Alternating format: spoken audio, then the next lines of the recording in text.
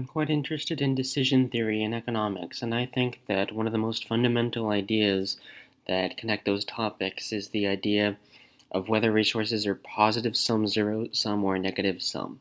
For something positive sum, it means it's a win-win, and you generally get this from new technologies.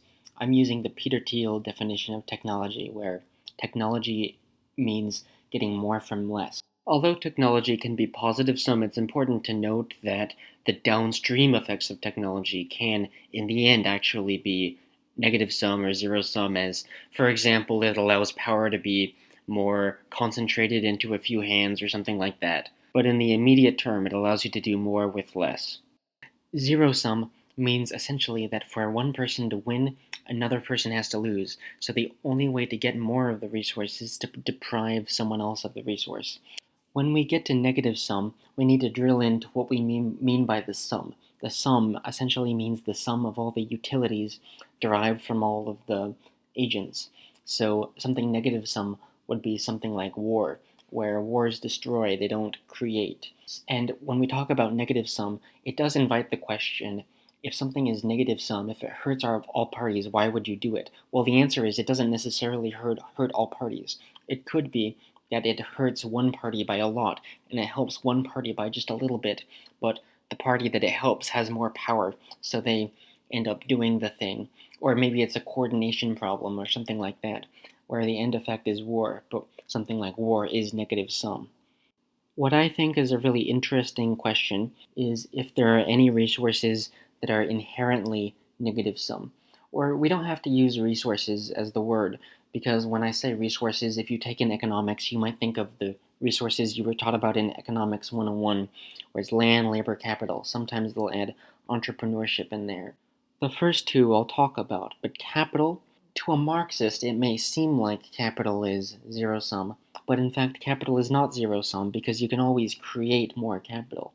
So it's not really true to say that if one person has capital, they're depriving someone else of having capital because you can always make more capital.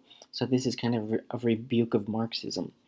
Let me give you some more examples of things that are not inherently zero sum. Cars, for example, are not inherently zero sum because you can always make more cars. So one person having a car doesn't mean that it prevents making a car for someone else. Or what about money? Money can appear to be zero sum. It is in specific ways, but in general, money is not zero sum in any sense. Because is the paper that the money is printed on zero sum? No, you can always print more money. But that's not what matters. What matters is what money represents. Is that zero sum? Well, this is only true if you imagine that the economy is fixed. This is the fixed pie idea of the economy.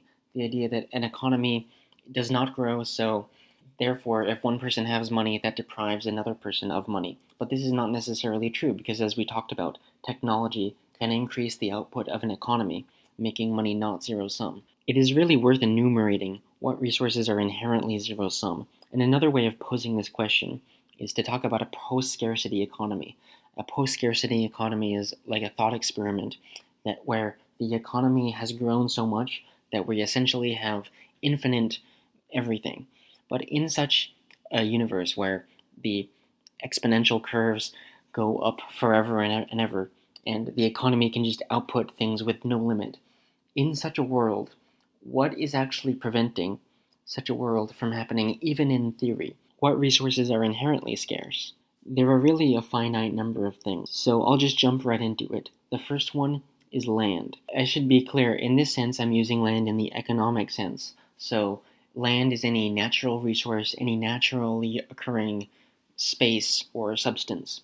And even lakes are a type of land, because lakes aren't really land, but in the economic sense, even if you fill up a lake to make it land, then you're just really converting one type of land into another type of land.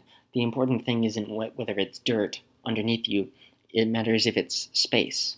What brought this fact about land and the nature of it to my attention was an economist named Henry George. He has influenced me in a way that is way outside the scope of this video, and someday I probably will make a whole video about him, much longer than this one, but that will be a while later. If you want me to explore Georgism now more, then you can go to my blog. I have a post the Proper Sovereignty Manifesto Part 2. It's all about Georgism that explains the whole philosophy. But a few things that are adjacent to Georgism that I just want to add.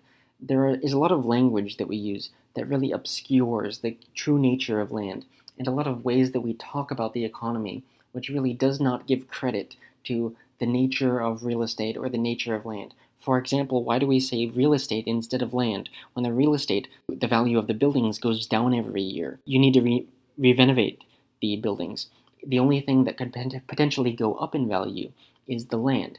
And we won't run out of land per se. What we will run out of is land in valuable locations. It's just the nature of populations that people want to live next to other people because that's where opportunities are. Of course, you can live in the countryside, but land in the cities will always be valuable. And so that is what goes up because the population increases, but the land does not change. So if you think of it in economic terms, the supply stays the same, essentially cannot change, whereas the demand goes up as the population goes up. And if we think of this as a generational phenomenon, what has really happened is that the baby boomers and the older generations, they already own land. We say they own housing. At least that's their language. They prefer to obscure the nature of this relationship, where they bought their houses already. So now they create laws and they create policies and they create neighborhood rules, which make it difficult to make use of new land. So that forces the price of their houses to go up, which is good for the baby boomers because they already have their houses. But what about as the population increases, the people who want to now buy houses, they're screwed. So it's really screwing a younger generation for the sake of an older generation. And there are a lot of downstream effects of this, like immigration. What is one purpose of that? It's to increase the population, which increases the value of land, which really helps the people who already own land, the older generations. Sorry, I got a siren, just ignore that.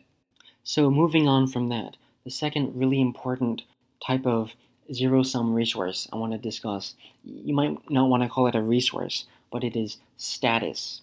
Because status is necessarily relative. With status, you compare yourself to other people. This is why when we talk about money, we can often talk about money as if it's zero sum because we're using money as a proxy. How hard are you able to work? How well are you able to succeed in the economy? Even poor people in wealthy countries today are probably wealthier than people were in the past. But if they're comparatively poor, we say they're poor. That's a comparison with respect to status. Another element of status is fame. Everyone wants to achieve fame, or at least many people do, but it's really competitive. That's why you have way more people wanting to be artists than the actual demand for artists, or the amount people are willing to pay for artists at least, which is why artists generally don't make so much, because there's so much competition. But because of the way status is centralized, it is possible for some artists to make a lot of money because of the virality effects. They're at the center of the status pyramid. And by the way, this also explains some otherwise what would seem like confusing behavior. I believe that a lot of people work more hours than the actual utility they get from the money, where they would be more happy taking on leisure time, maybe not working so hard. But why do they work so hard? It's because they want to prove, oh, I'm the hardest worker in the office, or at least I'm as hard at working in the office as every other person in the office. You're positioning yourself to get a promotion. You might be happier with less money, more leisure time, more time with friends, whatever, like they have it in Europe. But there's a certain standard you need to uphold. You need to compare yourself to other people. Religions can have fixes for this. For example, in Christianity, with the Sabbath day, you're literally not allowed to work 1 out of 7 days. So that fixes a collective action problem. So that's what I mean when I say that status is relative. I had one person try to argue with me once. Well, isn't it the case that as communications technology gets better, maybe everyone can have a piece of the pie of fame, and maybe everyone's status goes up. If everyone is on an island, then everyone has zero status. But if you get radio technology, then everyone's status goes up. I don't think it's like that. I think that, let's say you're a hermit, and then you get radio, and then you talk to your neighbors, and then let's suppose your neighbors are more popular than you, then the way I would express it is that your status goes negative, in the sense that it's all relative. So that brings me to the third major inherently zero-sum resource. That is people, and I'll explain exactly what I mean by that. You have to think again about the situation of, say, a post-scarcity economy.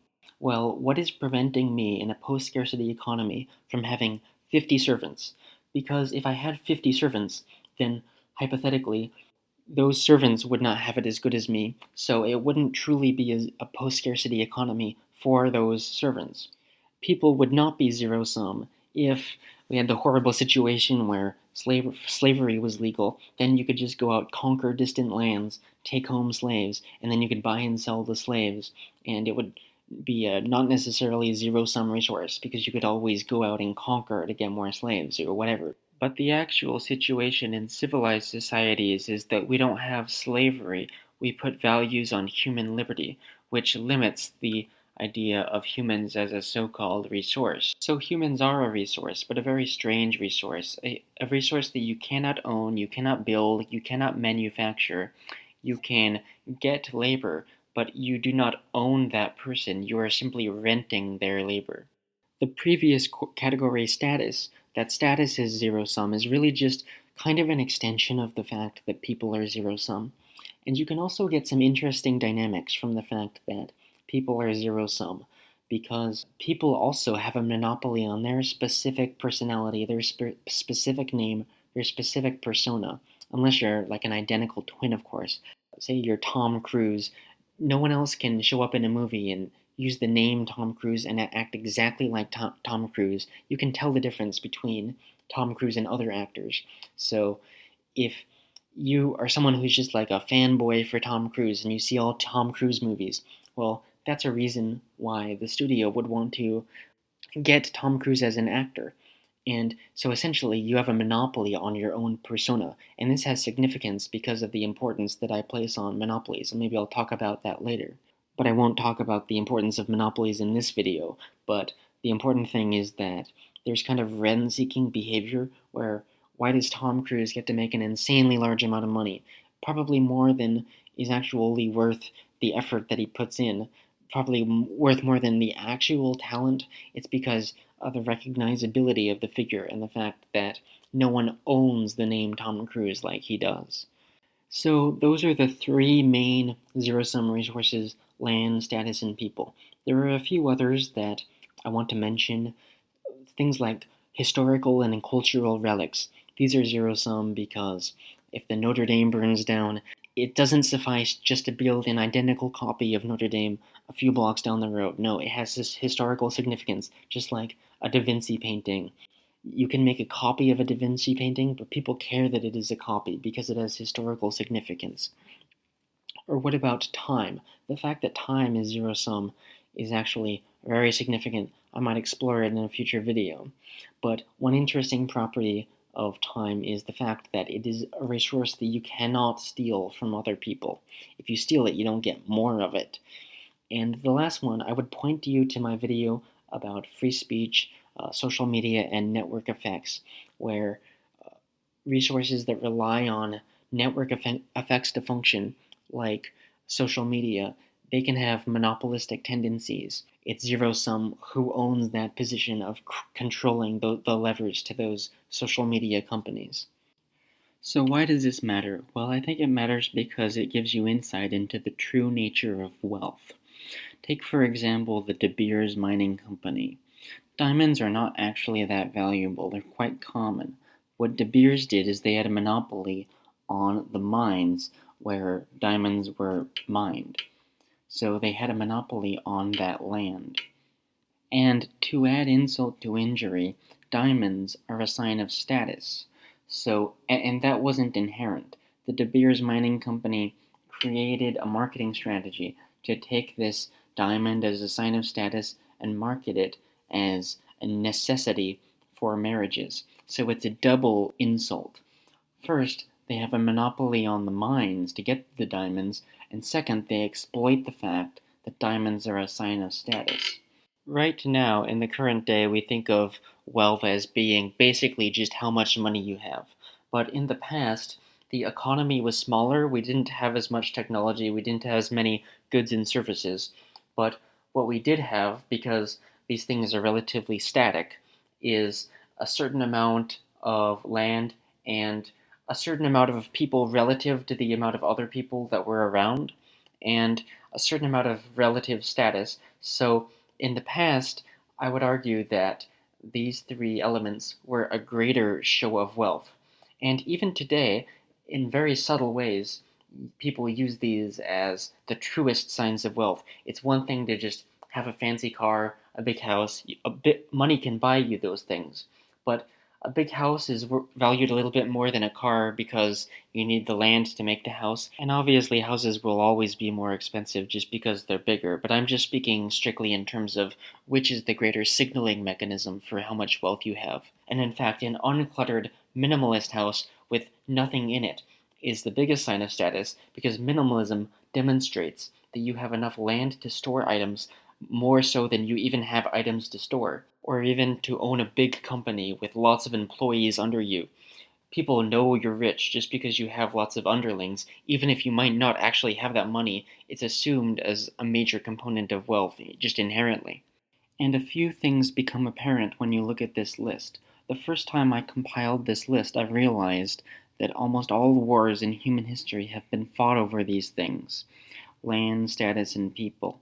That is, who controls the territory, which is the land, who wears the crown and sits on the throne, that is the status, and who rules over the citizens, that is the people.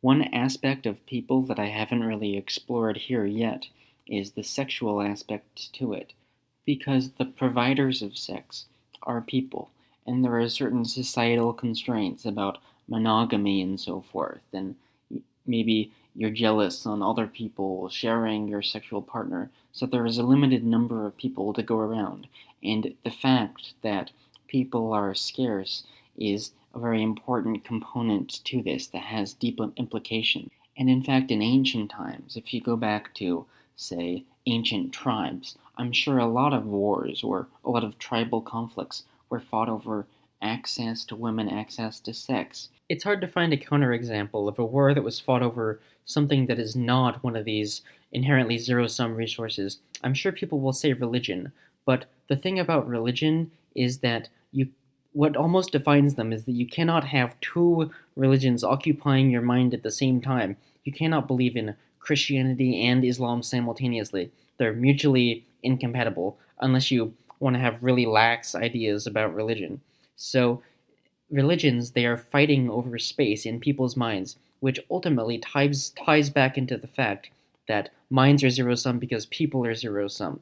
So they're fighting over people and access to their beliefs. See, if a resource is not zero sum, then a lot of the time it's more efficient just to create it as opposed to stealing it from somebody else. However, when it is impossible to create a resource without stealing it from someone else, then you get people desperate, you get people ultimately stealing from other people to get it. And in fact, I think this is what defines wars. Wars are things where you have one group stealing in mass from another group because there is this inherently zero sum, this scarce resource, which you cannot make just by creating it. If you could, then it would be more productive to do that as opposed to trying to do this negative sum thing called the war. So, if someone steals my car, it is a crime, but not a war. If someone robs a bank, it is a crime, but not a war. If someone tries to steal my status, then to be fair, it's only a war if violence is involved. So, violence is also a component to war. If someone steals land from my country, takes thousands of people, and declares themselves king, now that's a war. Now, to define a war, some people might use a different heuristic than me. They might say, a war is something that's fought between nations. That's fair enough. War is something that's fought between nations. But I have to ask you, is that heuristic really that much different than my heuristic? Because that is the core of what a nation is. A nation is defined by, well, it has territory, that is land, it has citizens, that is people. And finally, to be a full-fledged nation, you have to have international recognition. You have to be understood to be a nation. That's the part of status, the status of the nation. That's the core of what a nation is.